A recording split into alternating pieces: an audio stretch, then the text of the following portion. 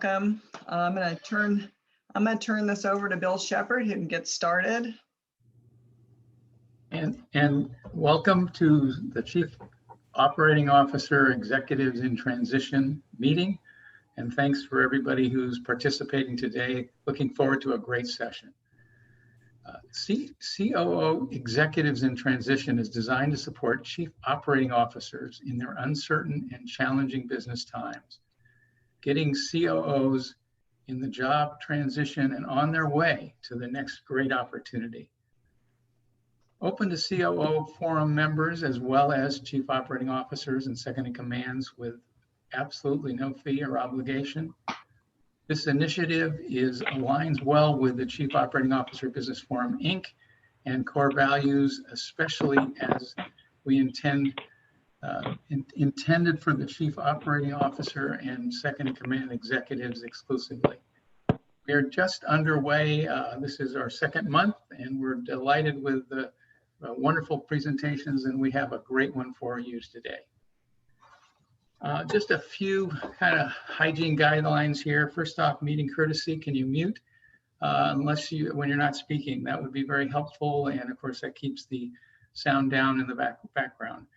Business first, if you need to get up to chase something down, just be casual. This is a casual event. Business language and no politics sort of speak for themselves. Let's keep the language good, and we don't have to debate politics today. Meeting is recorded, and we put the recording in the Mighty Network. That's a repository of all the great things we're doing with the COOs in transition. So we just are excited about that. Just realize we are recording this. Keep job prospects confidential is sort of, we just don't want people poaching. So if you have a job and you're very close, it's probably wise to share that opportunity with people, but not necessarily the specifics. And then you're welcome to post questions. We will have a Q&A, and there will be a breakout session as well today.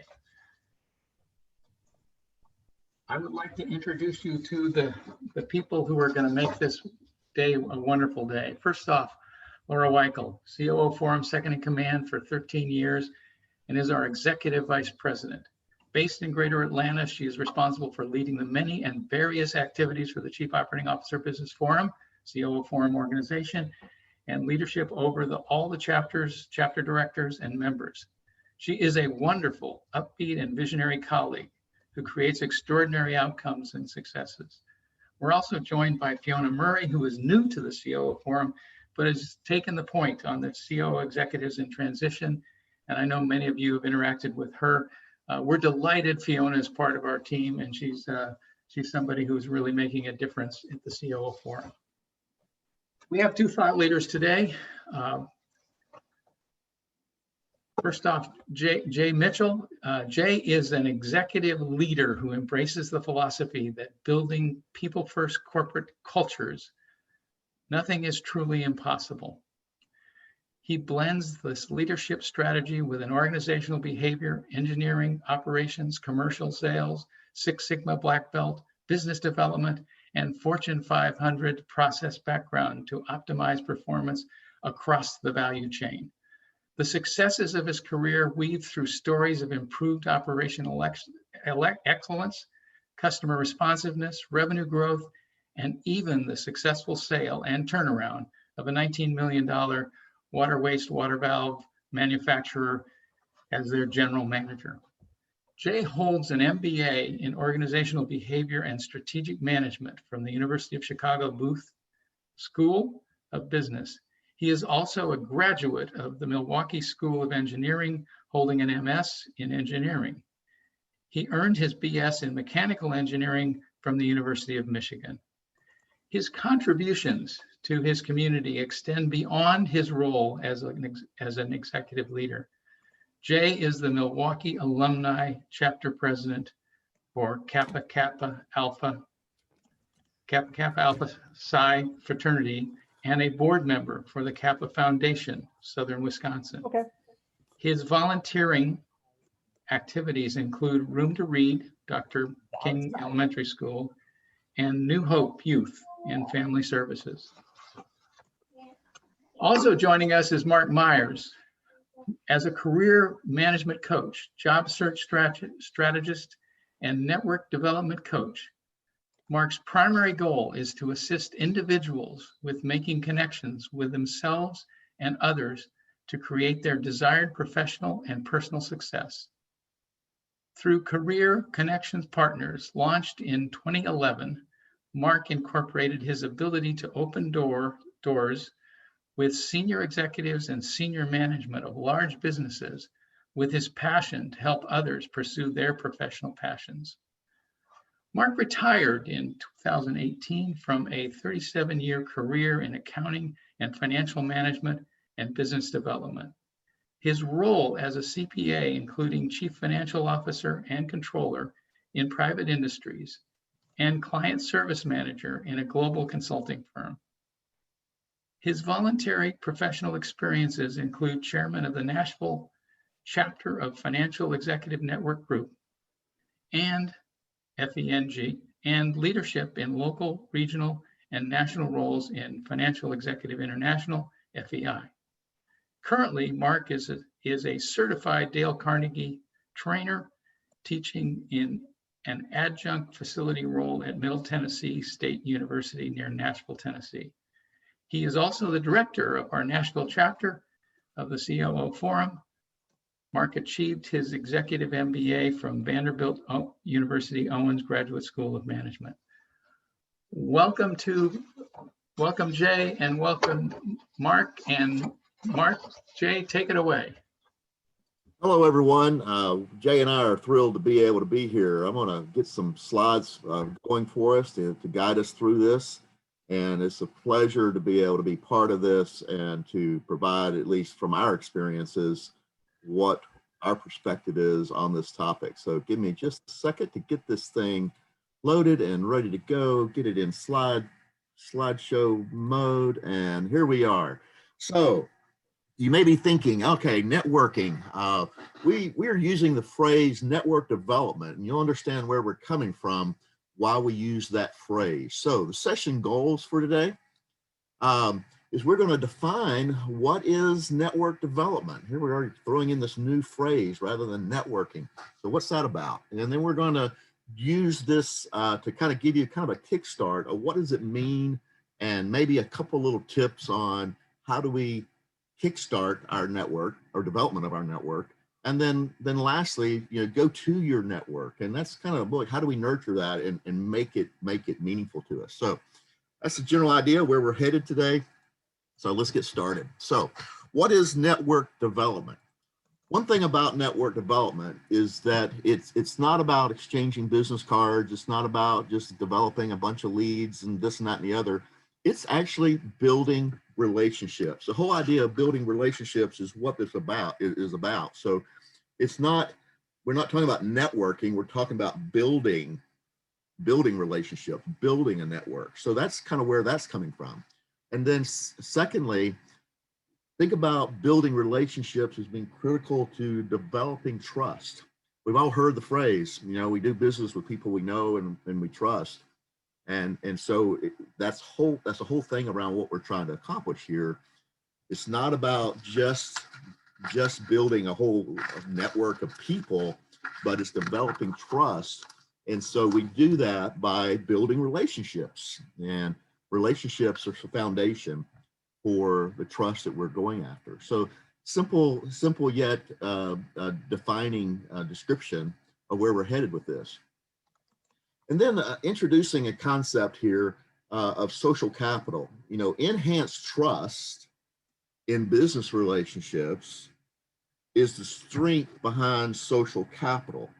When you think of capital, you think of, something that financial, and social capital is essentially that piece that where we're building social capital by building and enhancing our credibility and the depth of the relationships that we have. So we think of social capital, it's something that is a thing. It's not just a cute phrase. It's part of where we're coming from and what we're about. So this whole idea is building credibility and depth of relationships. So where does that come from? Where are we coming from with the phrase social capital? Referring a resource to you, Wayne Baker has written a book that I've just enjoyed for several years now, Achieving Success Through Social Capital. He expands on what this means around the concept of that. And so one of the things that's really cool, and Jay and I have been able to kind of adapt this even further, is another resource that we would suggest that you consider, and that is a book by Porter Gale, Your Network is Your Net Worth. So where does that come from? The whole idea is when we're investing in our social capital, we're actually investing in our future. And so our current network, that network that we have developed, essentially that becomes and is our future net worth. We'll refer to that often, future net worth. And hang on to that thought as we continue to work through this. So we think about network development. Think about it as the way that we actually invest in our future, not just in job leads and things of that nature. So let's keep going with this. And so here's a phrase, here's a quote from Wayne Baker's book, and you'll see there that what we're building here is the right relationships that gives us lots of resources. It gives us powerful referrals, not just a referral, someone who knows us, but we're developing some depth in that whole thing of referent power, as Wayne Baker refers to it. And then the whole idea also of increases our ability to have opportunities, whether it be social or economic or professional, as he's described here. And so in the context of discussion, it creates that depth of our social capital, which again is that future net worth, gives us all this. So when you think about capital and you think of, I come from a financial background, you think of, okay, all right, this is investment. You got all the things that we call capital. And so this whole idea is that we are investing in our social capital. And by investing in our social capital, we're investing in our future net worth, okay, with a financial analogy there. And so what's also important here is to realize this is an investment in our personal brand. Our personal brand is something that's really important here. And all this is measured. It's not measured by financial, it's measured by our business productivity, the things that we've been able to do, the way our business is successful. From a personal standpoint, it's also is measured by our personal success. What are we able to accomplish? What are the things that we're able to do? When I mentioned personal brand, those of you who were in a session a few weeks ago, you may recall one of our directors and the facilitator talking about personal brand as being the promise to deliver your passion. Paul described that when he was talking about personal brand. And so this is worthy of our investment. It's worthy of us making a concerted effort to, quote unquote, invest in that. So hopefully that gives you an idea of where we're coming from when we talk about network development. So what do we do with this next? All right. So let's kickstart this a little bit. Let's figure out where are we going from here and what does this mean to kickstart it? And it's hard to kind of think about the whole idea of this next phrase is, okay, build it before you need it. And some of you are probably saying, well, Mark, I'm in transition. It's too late to build it before I need it. I need it now. Well, I actually have a friend of mine who introduced me to this phrase. And when he said, he realized all of a sudden he had been in a job for many, many years. And all of a sudden he needed to network, and he realized he didn't have a network. And so he learned this whole concept of building it before you need it. And that comes from a book by Harvey Mackay, Dig Your Well Before You're Thirsty. These are catchphrases that you may have heard. And so the thing about it, let's back up just a second and say, okay, I need it now, Mark. So what do I do? Well, there's no better time than let's just get on with it. Okay, let's just jump in there. Don't worry about if you haven't built it already. Chances are many of you have probably already built it. So it's good to just now let's kind of back up and realize overall we do want to have this before you need it. So, all right, Mark, I'm in transition now. What are we going to do about this? So let's redirect. What can we do to kickstart where we are now?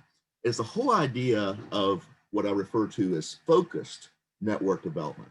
This is not slipshod, just connect with everybody in the world and just kind of go about it. It's really a focus on what we refer to as a focused network development.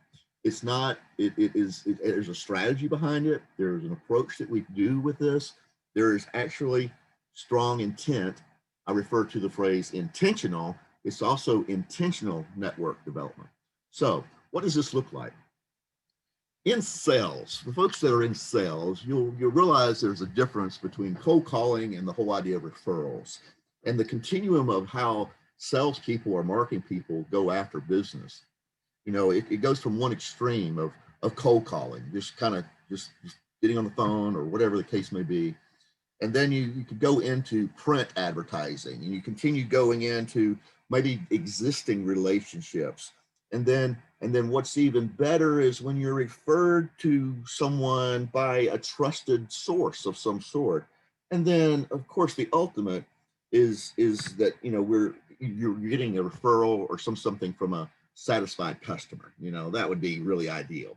And so there's a distinct difference between cold calling versus referrals. And that, you know, an example of that would be, well, and obviously referrals is actually the better way to really get to the people you want. Just to kind of throw this in the context of a job seeker, you know, cold call in job search is similar to just posting a resume on a job board. You know, it's a luck of the draw. Might work, might not, never know. And then you go all the way to the other end of the referrals, and the referrals is in the context of network development. And so that's kind of the distinction there. So referrals are going to always be better. And so when you're looking at creating a strategy for network development, we're striving for building that referent power, okay? So let's look at the next piece of this, people in the know.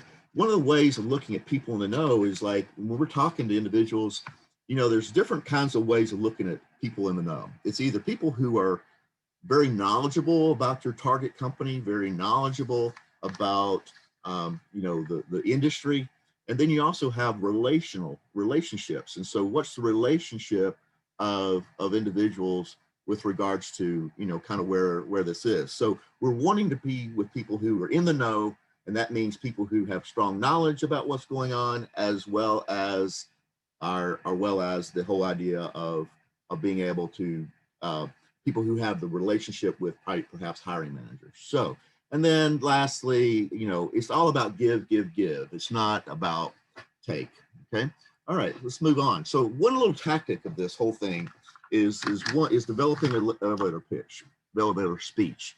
And I refer to this as the defining statement. Defining statement is more of who we are, what are we doing, what's our focus. So we all heard Simon Sinek talk about start with the why. And that why is sort of like what we would put on a billboard. And we've got to focus on the why. And so when we're developing that defining statement or elevator pitch, you know, mine would be, I'm a career management coach. And so the way that I work with that is my why is individuals are looking for ways to connect and be fulfilled in their career. The how is individuals must connect with the right environment in order to be able to achieve what they want to. The what for me is I'm a career coach. I help guide and give some people guidance on how to make that happen. So Jay, why don't you transition for us, tell us your why, how, and what, and you can take it over from here. Sure. Thank you, Mark. And so good afternoon, good morning, wherever you guys are. Jay Mitchell here. So my why for me, when we talk about the elevator speech, is I believe in the power of servant leadership to create change. The how for me is through intense motivation, on purpose, people, process performance and process improvement, and then overall people performance. And then what you get out of that, in my opinion, is a great culture that is inside of a great business. So that's the work that I do as a change agent, as a leader, as an executive. That is my approach to every organization to help make that organization as best that it can be. So I'm going to start sharing my screen.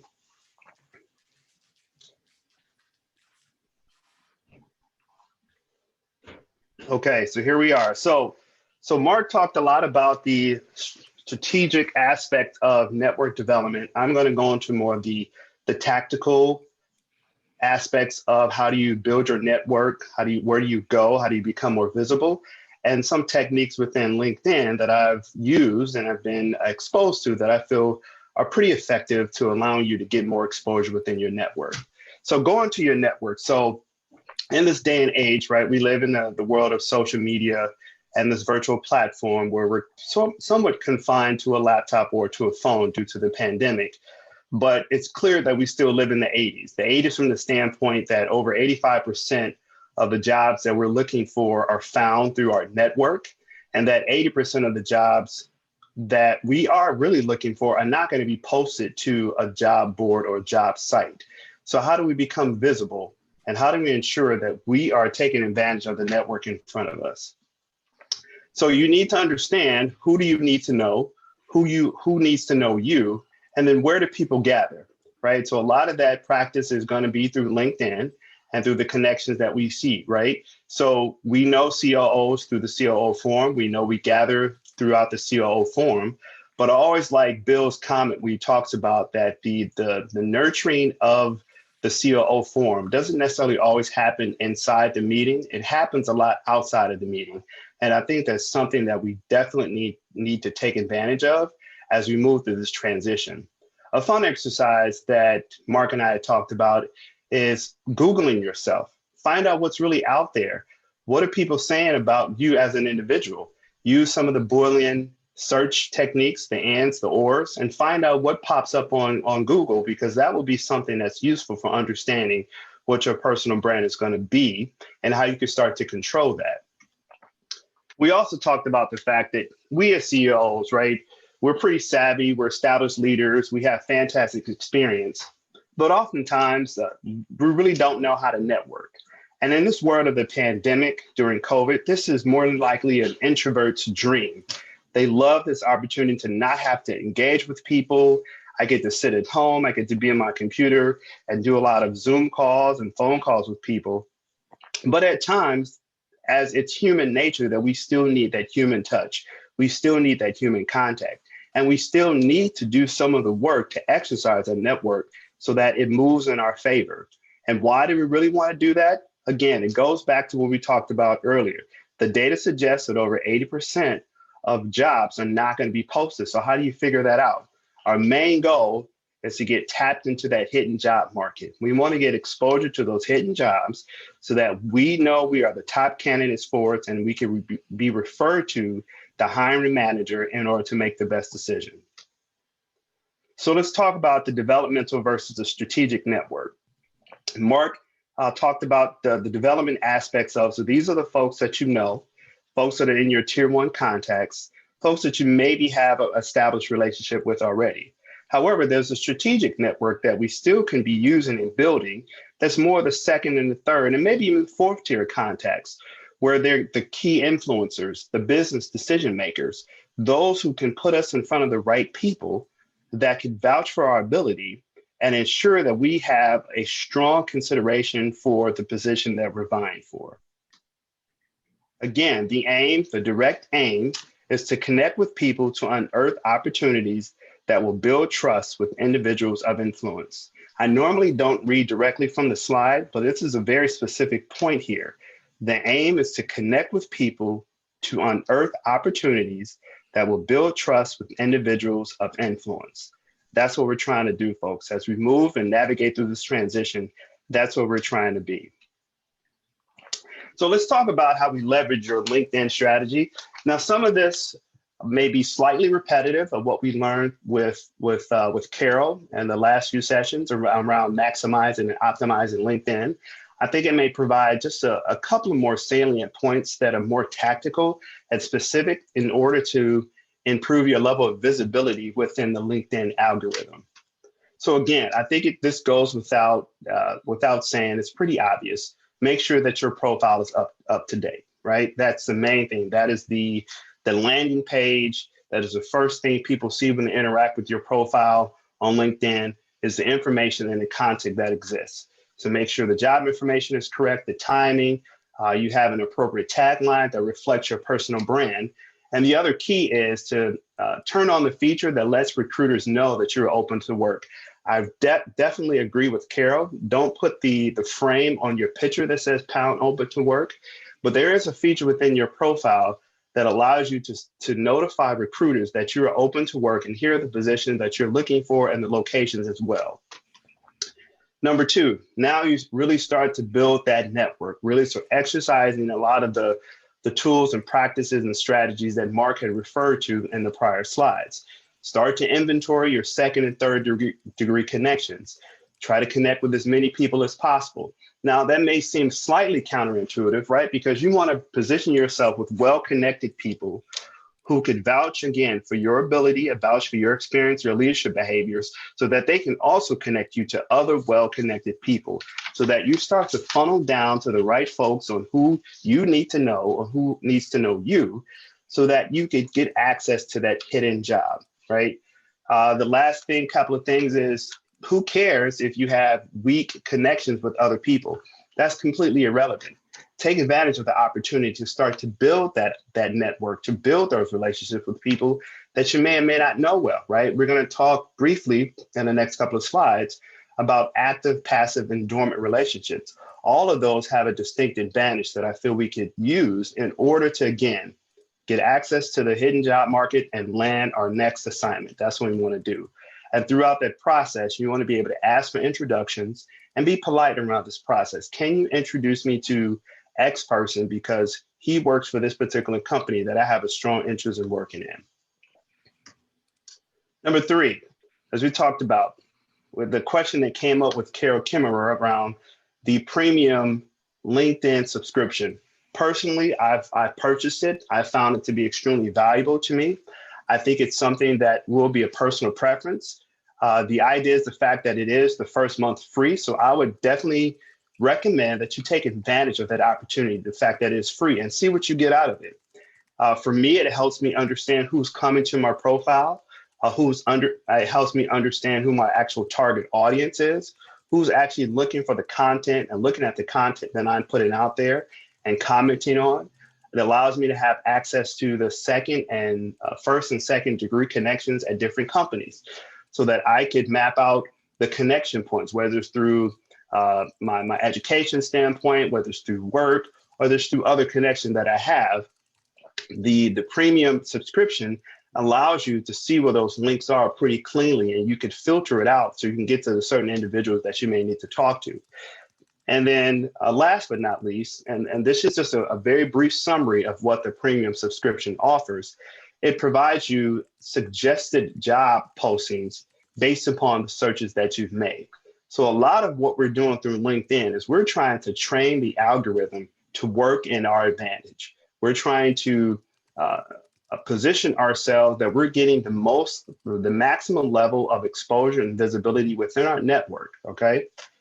So it's, again, being active, being engaging, commenting on messages from different people and different updates, not just liking a post, but also making a comment about the post. Put something thought-provoking, ask a question. Thank you for sharing when they're talking about articles.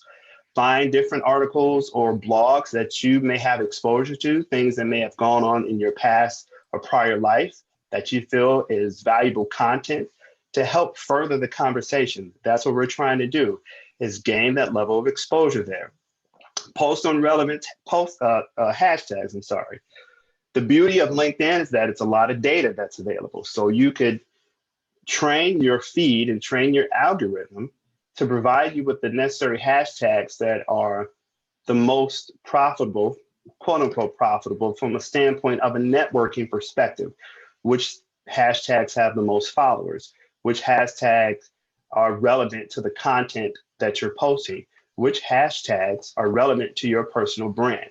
Once you start to do that, the level of exposure within your network is going to grow exponentially, and you're going to start to see more and more people come to your website or to your LinkedIn page. And again, all we're doing, folks, is trying to train the LinkedIn algorithm. It works just like any other social media platform within Facebook and Instagram. Once you present a post, it's only exposed to a limited number of people. As the post starts to gain momentum and exposure with more likes, more comments, then it's starting to open up to a much broader audience. And this is what we start talking about going viral. So once it goes viral, the algorithm has latched on to this particular post, this comment, this blog that you've made, and exposed it essentially to the entire network within the social media platform. At this point in time, data suggests that LinkedIn has over 500 million users. So that's 500 million people who potentially could see your post if it goes viral based upon that, right? So now we talk about nurturing your network. So we talked through some aspects of how do we ensure that you're visible within your network? What is the aim for us to do to try to connect with the right folks and unearth those opportunities, get access to the hidden job market? We want to be able to land the next assignment based upon the work that we've done in the past and that we feel is going to be best for us and best for us within our career transition. So nurturing that network is being active, it's being engaging, right? So we want to make sure that your community is going to thrive and work for you because you are being active and you're providing valuable content that people want to hear. But it's not necessarily about you. Remember, to Mark's point, we are building it now so that our network can support us for our future net worth. That's what it comes down to. And so your community is comprised of influencers, of people of different ethnicities, of different backgrounds, of different leadership levels. So how do you engage with individuals? By educating, by motivating, by inspiring, and putting forth and sharing information of other folks' networks, because that's going to get you the level of visibility that you're looking for as well. And if you have valuable content that's very thought-provoking and engaging, you're going to start to connect to more and more people who are going to want to know more about you and more about the things that you do, and automatically go to your LinkedIn page to find that out. It's in human nature. Once we attach ourselves to something that we like, we can't get enough of it. So that's the person that you want to be.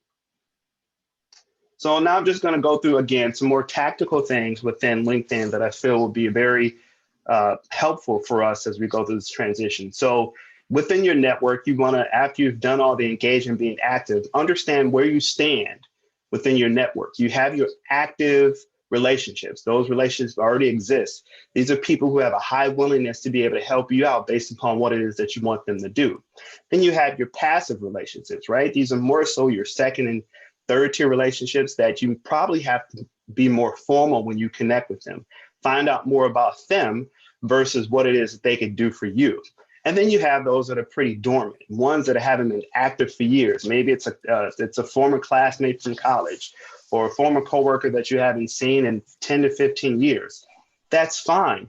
Build the relationship. Keep in touch. That's the KIT. Keep in touch. And then over time, the subtleties of that relationship will start to build, where it's going to come down to, how can I help you? What can we do to help each other? And then there's another book that we could reference. It's the You, Me, You. This is something that I was exposed to on another forum on how do we secure the next assignment within COVID. You, Me, You is a book that's written by author Jane Matson, and it's essentially a summarized version of Dale Carnegie's book on how to win friends and influence people.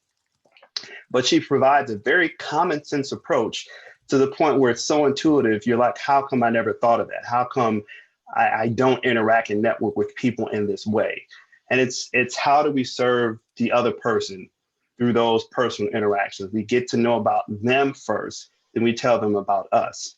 We are authentic about our approach. We acknowledge there's a real purpose on why I'm networking. Here's what I want to accomplish. But through that, I'm not going to be so obnoxious and so invasive that I'm not going to forget to understand that this could be a mutually beneficial relationship. And how do we cultivate that so it benefits both of us in the long run? And then some other things, guys, that I could pass on. Some of you may know this, some of you may not, but some tips that you could do and use to help increase your exposure within LinkedIn. So as you start to expand your network, there's going to be a lot of people out there with information and content. And at times it could be a bit overwhelming because there's so much information out there. But you still want to be able to tag yourself to the influencers. Those are the people who have probably over 50 to 60,000 followers, up to over 1 million followers. Those are the influencers where wherever they go, whatever they post, they're going to automatically get a view and automatically get a comment. So you want to be able to tag those particular individuals within the posts that you make. You don't have to do it all the time, but if you're going to post maybe 3 to 4 times a day, at least one of those posts should have an influencer tag. And so they completely understand, because this is the game that's being played. All you're trying to do is get exposure to the content that you're using. And trust me, they do not mind it at all. They actually encourage it because they understand that this is a process that people need to use to gain exposure. So tag an influencer, find an influencer within your network or outside of your network that has high followership that will get you the viewership and visibility to the content that you're posting. On certain posts that you see that you like, tag the individual's name who made the post. What that does, that signals to the individual to automatically come back to this post, right? And it signals other people who are tied to that individual to come to your comment, come to what you said, and they're going to view it. And a high percentage of the time, they're going to be curious about who this person is that made that comment. And they're going to click on your LinkedIn profile. Whether they peruse your profile for 5 to 10 to 20 seconds, that's completely irrelevant.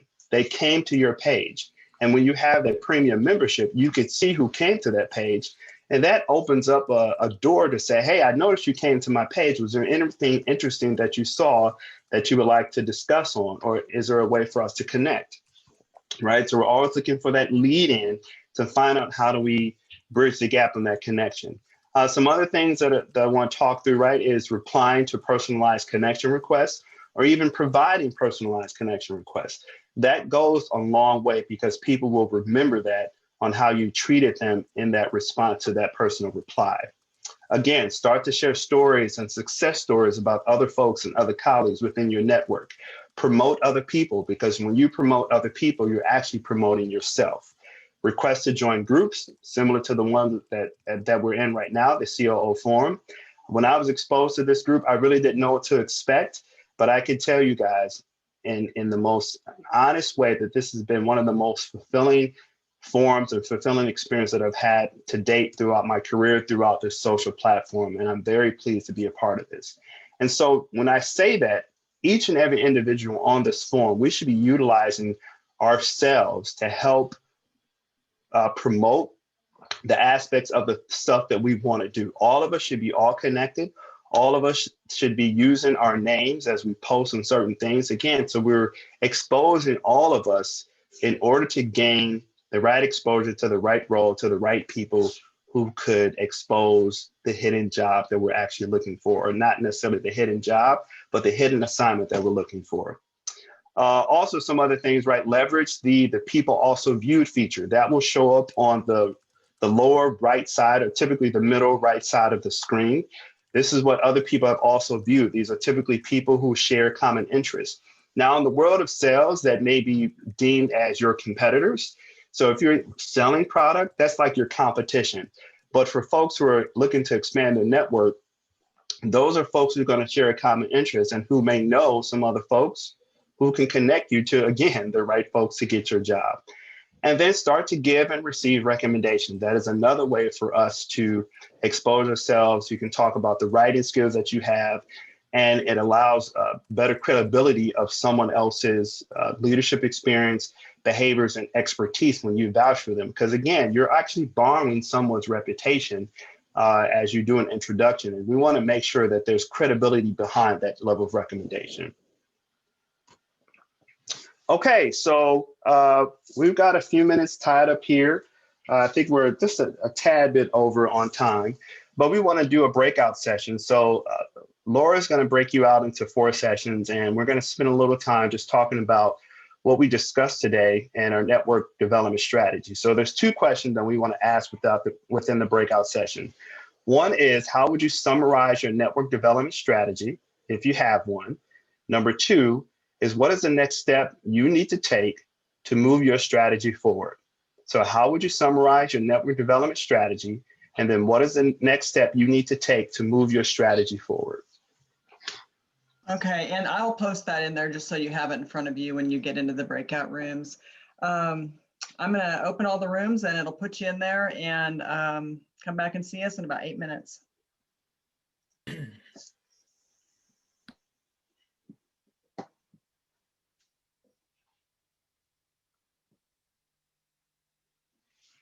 you unshare your screen, Jay? Oh, sure. Just for a moment, just so I have more. That way I can see who's going in. Did it unshare? You're fine. Okay. I did put you into a room, Jay, but there will be somebody in there that you can have report back for you. Sure.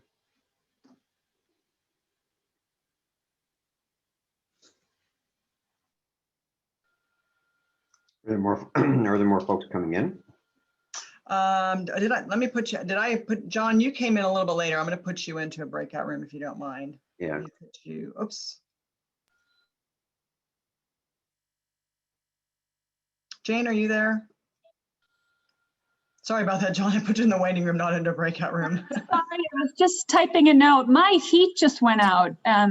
And so I have to jump off this call and take care of my Oh, I'm furnace. sorry. Go take care of things. No It's problem. cold here in Minneapolis. Oh, yes, take care of that. Let me, I'm trying to see, John, how I put you into a room. I've never, because you came in later, so I didn't have you in a room. Yeah, my internet connection dropped. Let me see if I can put you,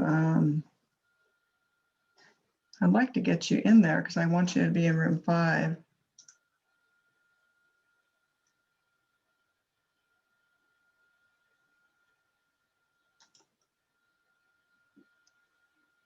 Let me go back to the waiting room management. Oh, there you are. Okay, I got you, John. Okay, you should get an invitation to go to room 5.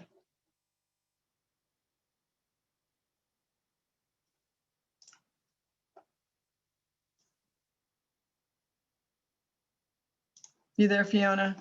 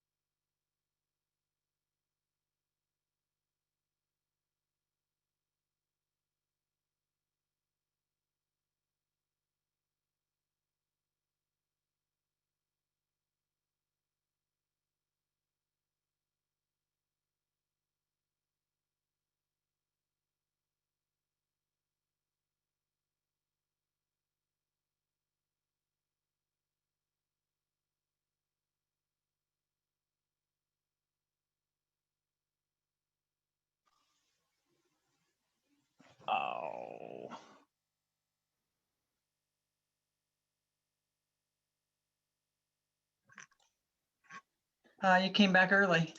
Well, I went to close the window and I hit the wrong box. I know, Bill did that last time too. I don't know if I can put you back, but they should be coming back any second. Yeah, no, that's all right. Darn it. Yeah.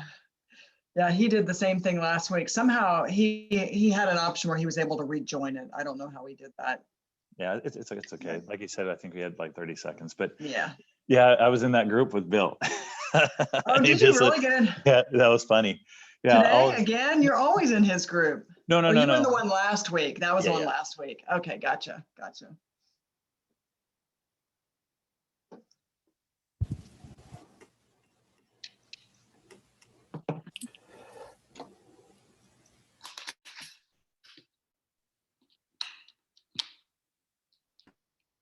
Everybody's back, but we just need Jay and Mark. I think we've got everybody back. Yeah, I'm back. And just if Okay. I can just step in, so Peter, just to finish answering your question. So just so everyone knows, so Peter asked a question in the group about, how do you continue to nurture the network and nurture the engagement after the initial one, right? It's, it was very positive. We had a good conversation. Now what, right? And so we're just telling them that it's always good to establish a cadence on how often you want to reconnect. Is it going to be every 2 weeks, every month, whatever that looks like, for you to continue to further those conversations so you don't lose it? And then, make it a formal process of, we're going to put it on the calendar where, every whatever frequency, we're going to connect for 30 minutes, 45 minutes. And then also try to leave it slightly flexible so it's not, oh my God, now I got to meet with Peter again, right? But it's, hey, if we can't meet, there's some flexibility there, or we can start to do some different things to keep the level of engagement ongoing. Does that answer your question, Peter? It does. No, that's very helpful, Jay. Thank you for Okay. For that and for sharing, what you've seen. Appreciate it. All right. So I'm going to go back. I think it's back to me sharing my screen. All right. So we're at the point. So any questions?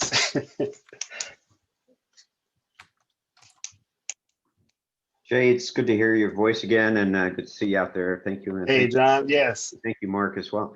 Can you describe the difference between a hashtag and an @ symbol when you're tagging folks? Yeah, sure. So the @ sign is used when you want to tag a person, right? So it's when I'll do a post. I think I did one recently for you. So I'll just tag. It'll be @John Beecham, and then as soon as you type the @ symbol, a dialog box will pop up with all the names pretty much within your network. And you just type in their name, and then that name will show up on the post. A hashtag is more like a trending feature. It's the hashtag sign, and it could be hashtag leadership development, hashtag COO forum. And that's also a different mechanism within LinkedIn as a trending feature where people will follow specific hashtags.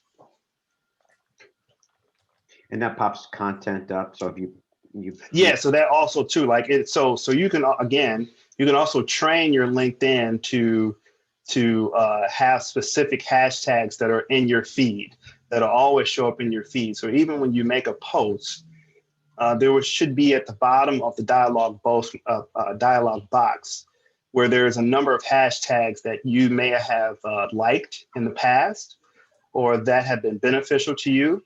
And that'll give you like a jump starter to say, hey, John, you've used these hashtags before. Would you want to continue using them? And so as soon as you type that in, it'll be a plethora of different hashtags that are associated with your feed because you like them the most. Or you can start to create your own hashtag as a trending feature too. Okay, wonderful. Thanks, Jay. You're welcome. What other questions do you guys have? Was this helpful? Nod ahead, yes or no. Was it all information helpful? Jay, I'm wondering if there may have been some questions that any of the breakout groups may have had that we might, if anybody wants to share what questions came up that they may want some more insight on. Yeah, or I'm sorry, we didn't even get to the breakout. I'm sorry, we need to do the debrief as well. Yeah, we're gonna combine it all together here. It's fine. So with that, group one, we get about a minute debrief on group one. And group one was Bill. Bill, it was your group. That's Brian Blue is the person who's telling our story. Yeah, thanks, Bill. Hi, it's Brian Blue. We were getting to know each other just for half our time there, which was great. A few things that came out of our discussion on network development.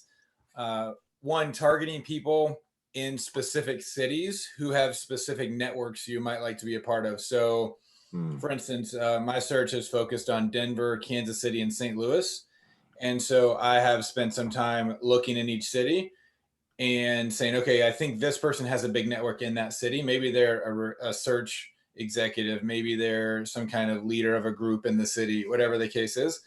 And introducing myself to them or trying to get a referral to them, even better, to Mark's point, and then trying to leverage them in their city because they're boots on the ground in that location.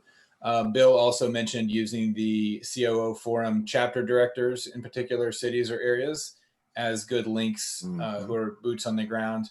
And then we talked briefly about having an effective elevator pitch, which Mark brought up, and the need to have just a few sentences that can be succinct and concise, but also do a good enough job explaining who you are and what you're looking for, and just the need to practice that and prepare that and have it ready to go, especially in this virtual environment that we're all living in.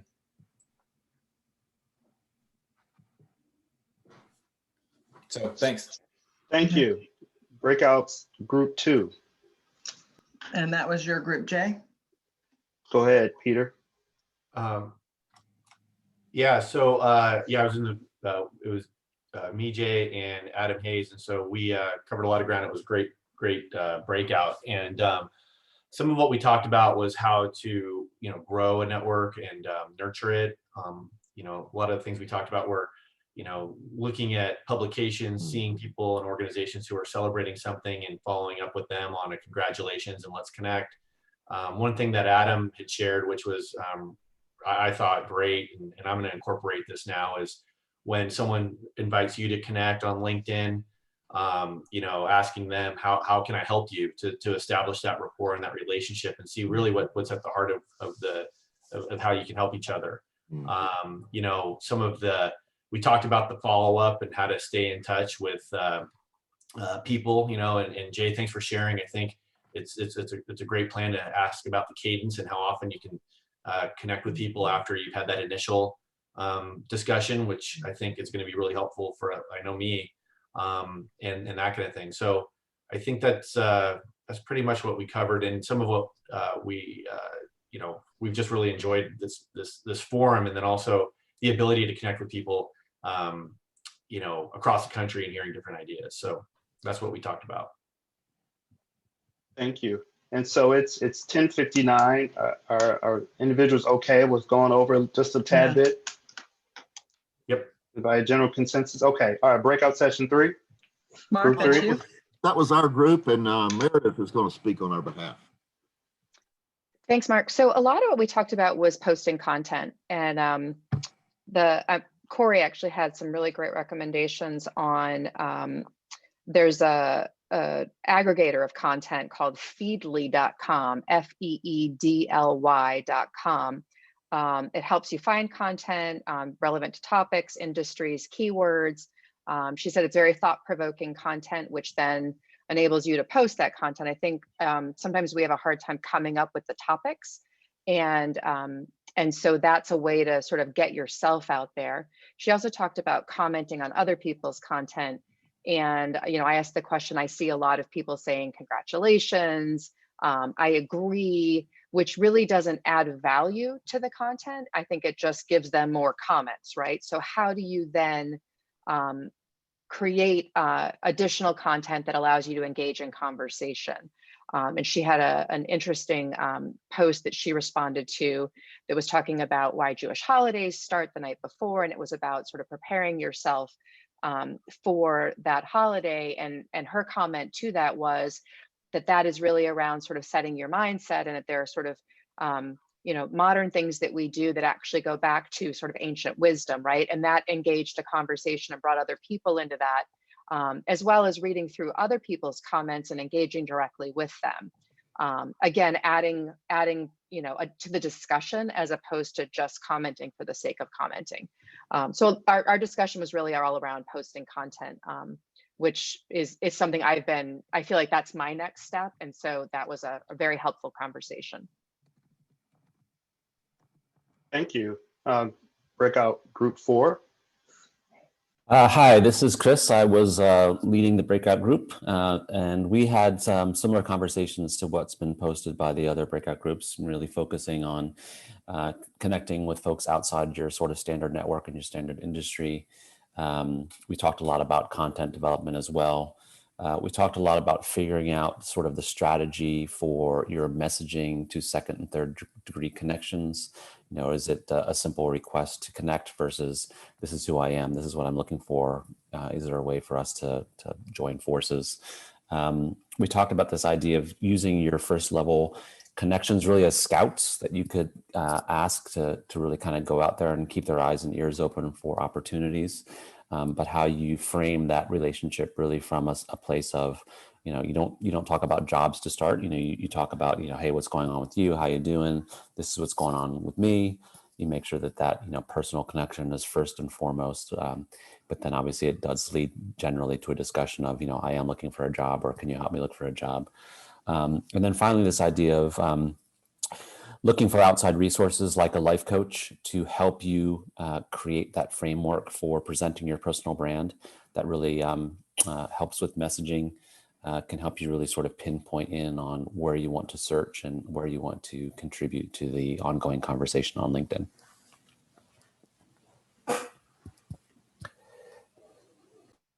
Awesome. Thank you, guys. Thank you, Chris. Are there any other questions? There was actually comments? one more. There was one more group, Jay. And Oh, that it was one more group. Josh's I'm group. Yeah, sorry. I'm so sorry. about Sorry, that. Josh. Didn't mean to jump the gun. It's okay. I don't take offense, Jay. Chris, you want to go ahead and, or sorry, Steve, you want to go ahead and present?